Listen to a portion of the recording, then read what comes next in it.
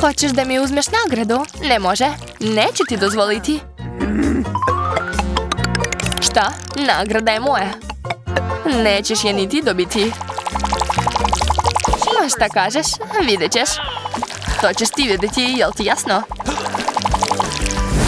Juj, kako boli.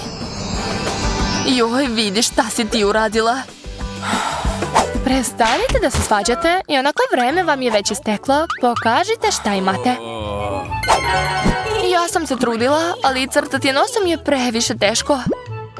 Na ovo izgleda ružno. Crtež Quentina nije ništa bolji. Da li uopšte želite da dobijete ove naočare? Prokletstvo, stvarno sam se trudio. Monika, barem si me ti danas obradovala.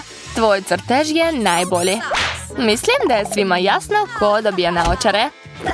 Dođi ovamo. Juhu, pobedila sam. Moraš i ovdje da pobediš. Znam, eto ti. Tako je, levo, desno, eto ti. Nisam znala da je Monika tako agresivna. Barem se neko od nas zabavlja. Da, blago njoj. Eto ti, dobit ćeš još. Juj, kako boli. Tako joj treba.